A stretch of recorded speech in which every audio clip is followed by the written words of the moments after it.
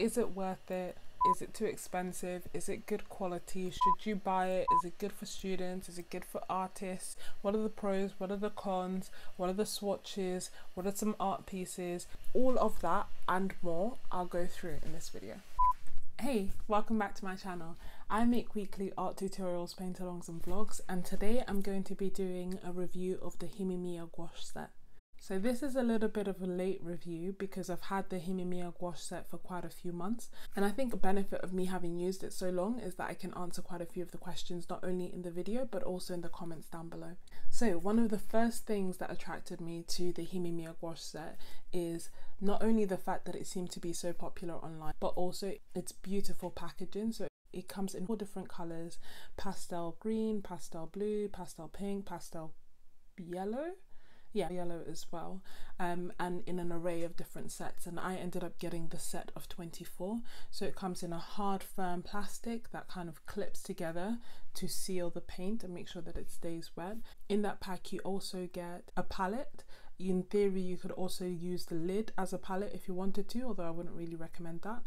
And it also comes with a set of brushes. 24 sets of 30 mils of paints, which is a huge amount of paint. I'm going to be talking about the set itself as opposed to like reviewing gouache as a medium. But that being said, if you're new to gouache, if you've just started with it, if you're experimenting, then you should definitely check out the videos that I have done going through some gouache tips and tricks as well as the mistakes that I've made. I'll leave the link for them down below and also somewhere up on the screen. Essentially last year I did a challenge where I was doing 30 gouache faces in 30 days, just as a way to really practice doing portraits and really challenge myself. And to be perfectly honest, till date that is the hardest challenge that I have done. I found it harder than doing the 100-day challenge. But that being said, I learned a lot, and while doing that challenge, that is part of the reason that I ended up getting the Himi Miya Gouache set, because I wanted to get a lot of paint and I wanted to be able to experiment, and this looked like the best paint set for that, and I'll tell you a bit more as to why. So definitely check out those videos and let me know what you think. I'm going to swatch the colours, and as I do that I just want to tell you a bit more about the pros and cons of this set. The best way to describe it for me is that it's like a middle ground between acrylic paint and watercolor paint, in that it is opaque like acrylic but it is also water soluble like watercolor. It's almost like an opaque version of watercolor paint, and for that reason it is very versatile in the way that you can use it, which is why I think it's been popular for years, but it's definitely making a bit more of a comeback more recently. Just FYI, I did my swatching for this set after I fixed the Himi Miya Gouache, which is why I was getting the paint from Lollipop Sticks, in case any of you were wondering, and I'm going to show you how I fixed it. 30 mils is quite a big size of paint, and I think I paid slightly more than £30 for it. I got 24 colours, so that means that each tub, so each 30 mils costs roughly, maybe costs like £1.30 per tub, which is quite a lot of paint for £1.30. So that was one of the reasons that first attracted me to it, because as I've mentioned in other videos, I didn't want the price of what I was using to kind of be a barrier to me actually painting or actually creating, because I wouldn't want to waste any, or I'd want it to be absolutely perfect and then in the end I wouldn't end up using it. So this was kind of a middle ground. It wasn't cheap for me because, to be honest, it's the same price as my Winsor & Newton set, but my Winsor & Newton set only came with 10 paints of I think 10 or 15, like 10 mils, or maybe even less. Let me see. Okay, yes. So my Winsor & Newton set came with 10 tubes of 14 mils, and this comes with 24 tubs of 30 mils, which is a lot more. Let me just do the maths, hold on. Much later. Okay, so that works out as 720 mils in the Himi Miya Gouache and 140 mils in the Winsor & Newton gouache, but they're the same price. That being said, there is a difference in quality, but yes, you don't have to worry about wasting paint as such, because it's going to last you a very long time, even if you use it every day. The next pro is just the amount of colors that you get, and as you can probably see in the swatching and also in me putting all the colors together in the set, you just get a wide range of different colors. Hey, so this is just a quick pause for 2 things.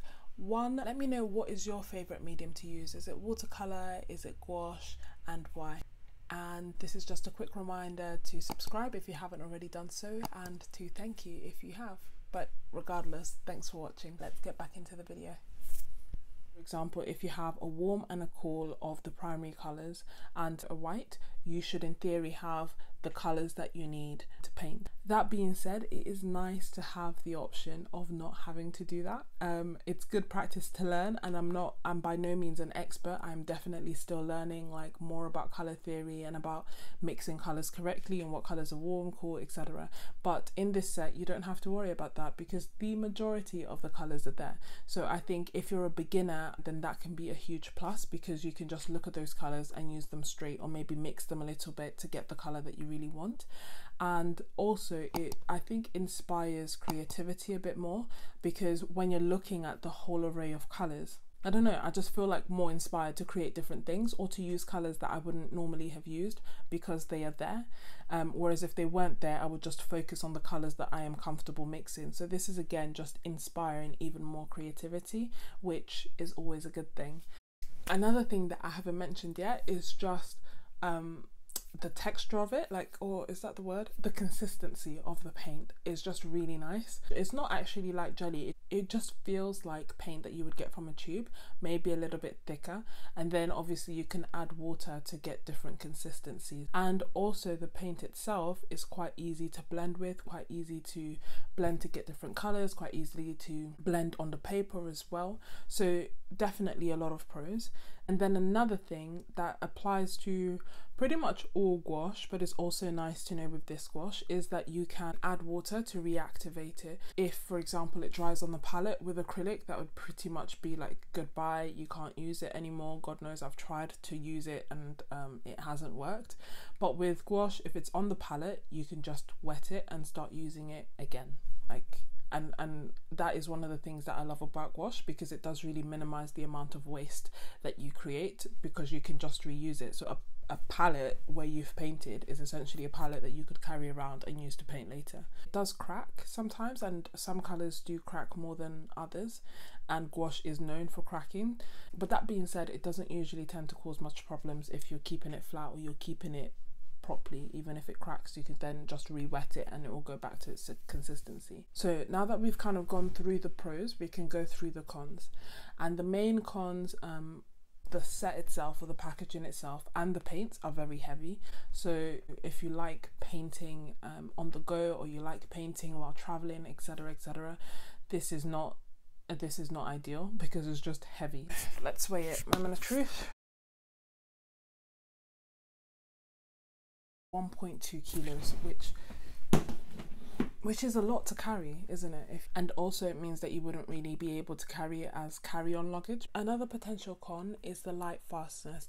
Basically, how long will it last if exposed to direct sunlight? Is it something that's set to last hundreds of years, or is it something that's going to get damaged within a few months? There's a YouTuber called Sakura who actually did quite a cool test on this on YouTube, and I'll link her down below, where essentially she painted it, put it on a window for a month, and then looked to see which colours stayed the same and which colours were damaged by the sunlight. 6 of them weren't light fast, i.e. there were visible changes in 6 of the paints, and the 4 that had the most change were the nude, the purple rose, the purple and the violet, and the ones that had a bit of change was the Prussian blue and the rose. So basically those 6 colours didn't quite stand the test. This holds most importance if you're going to be selling original pieces of your gouache, and also if you're going to be storing it in a place where it's going to be under direct sunlight most of the time, which is ill-advised anyway. But ways that you can get around it would include scanning your work or selling digital copies of your work, just to make sure that you have a permanent version of your art piece. But yeah, that is a potential con, that it isn't archival quality, isn't light fast like some of the professional paints that you will see. A minor con that was a bit of an inconvenience is just removing each individual lid or each individual seal from the paints. I know why they're there, to keep them in good quality. It's just a bit annoying to take off, so that's like a con that I would throw in there because it's time consuming. It reactivates with water like most gouache does.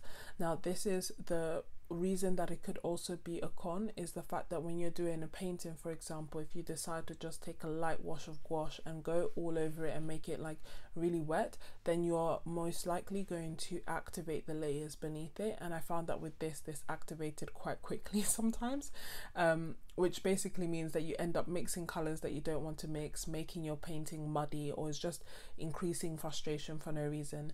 And a way that you can get around that is to just be mindful of the consistency of the paint in each layer. I think it's just how quickly it can dry out, especially the more paint you use and the less paint you have in the tub, the quicker it will dry out. I find that if I'm painting, it's not going to get incredibly dry, so if the case is open for an hour or two, that will be fine. But if it's open overnight, which I have done not once but twice, maybe 3 times, then it will completely dry out. You'll come back and it will just be like a hard, rock hard paint that you need to reactivate. And for that reason, I've actually got like clips of how to reactivate it. Let me know if you want me to do a separate video on it, but essentially the main tip that I can give is to put water in the paint just above the level of the paint the night before, let it soak in, and then the day after, that's when you go in with the popsicle sticks. You just try to mix it to reactivate it and make it back to the consistency that it was before. I find that when it's closed in the container, it doesn't completely dry out, but still with time, it probably lasts maybe a week or 2 with the same consistency, and after that it starts to dry out. Ways that you can avoid that include adding water when you're painting, and also adding water after you've finished painting and closing it. And the water that I would recommend is probably like something from a bottle. You don't want anything that's going to get moldy basically, so just be mindful of that. So yeah, I think, would I buy it again? Yes. Is it worth it for the money? Yes. Is it the same quality as Winsor & Newton gouache? No. But is it still good enough to practice? Yes. Is it good enough to create finished pieces? Yes. And yeah, I would definitely buy it again. Let me know down below your thoughts. Let me know if you have this gouache or if you'd recommend a different set as well, and I'm more than willing to try that out. I just wanted to take a moment to thank all my subscribers. I really appreciate you, especially as I'm a beginner channel and I know it's kind of like taking a leap of faith to see what I'm going to create next. So I see you, I appreciate every single one of you, and I absolutely love it. And in the same vein, I'm so grateful to everyone who's left a comment on any of my videos. I see all of them and I am so touched by absolutely all of them. Especially how encouraging and how kind you all have been with your tips and with your advice, and just with saying hi and letting me know that you've seen it. Like it literally makes my day. Like it just makes me so happy to know that my videos are actually achieving what I wanted them to achieve, which is that they're being enjoyed by fellow artists that have common interests like me. So I really appreciate you all.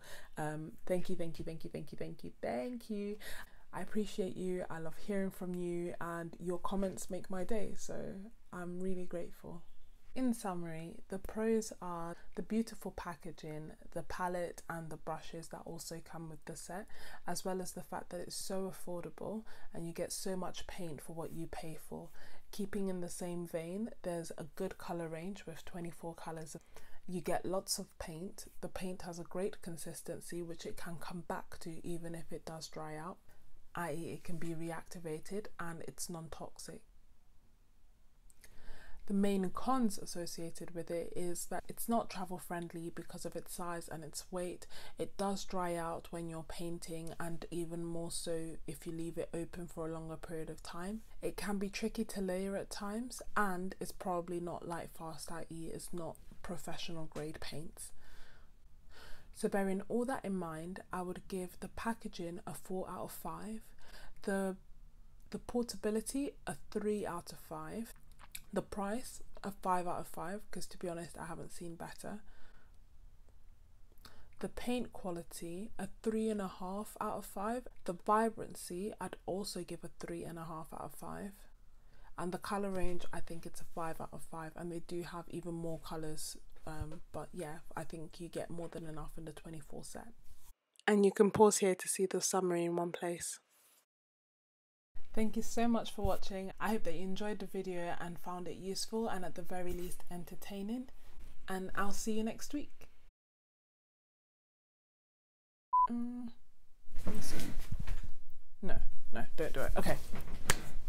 You know, some YouTubers plan out their videos and script it, and then others just wing it and do things on the go, and unfortunately I am the latter. But that's fine, right? Because it is what it is. We're all different.